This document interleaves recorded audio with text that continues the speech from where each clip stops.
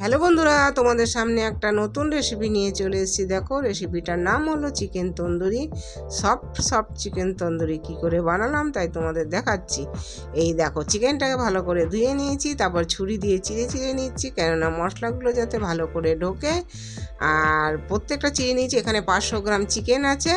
আবার আরেকটা পাত্রে কি করব, একটু সর্ষের তেল নিয়ে নেব, তারপরে আদা রসুন কাঁচা লঙ্কা বাটা দিয়ে দিলাম, নুন দিলাম। এবার একটার মধ্যে কাজু, মগজদানা আর দই ফেটিয়ে রেখেছিলাম, ওইটা দিয়ে দেব।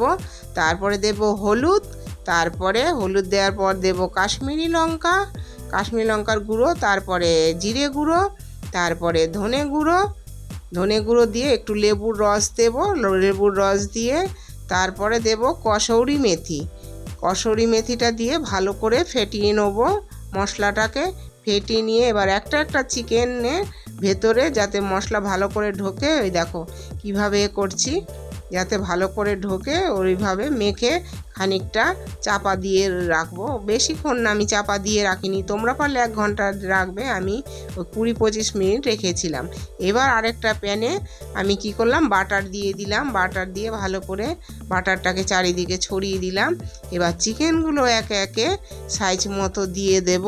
একদম স্টিমে দেবো, একদম অল্প এতে দেবো যাতে এখানে সেদ্ধ হয়ে যায়। আমি লেবুটা কেন দিয়েছি বন্ধুরা জানো, সেদ্ধটা তাড়াতাড়ি। তোমরা পারলে একটু ভিনিগারও দিতে পারো, আমি কিন্তু লেবু দিয়েছি, কেন ভিনিগারটা খাওয়াটা অতটা ঠিক না। এবার এটা চাপা দিয়ে দেবো বেশ কিছুটা, 40 থেকে 35 মিনিট মতো চাপা দিয়ে দেবো। আমরা বন্ধুরা কিন্তু পাইনি, কাঠকয়লা পাইনি বলে দেয়া হয়নি। গন্ধটা না হলেও বেশ টেস্টি হয়েছিল। দেখো বন্ধুরা, 1 পিঠ হয়ে গেছে, আরেক পিঠ উল্টে দিয়েছি। এবার পুরোটাই কমপ্লিট হয়ে গেছে। দেখো দেখতে কত সুন্দর হয়েছে। এবার আমার গার্নিশ করার পালা। এবার আরেকটা পাত্রে নিয়ে নিচ্ছি, তুলে করে নেবো। এবার গার্নিশ করে নেবো। তোমাদের আগেই বলেছি খুব সফট হয়েছে এইটা। এবার আমি একটু চেখে দেখি কেমন হয়েছে।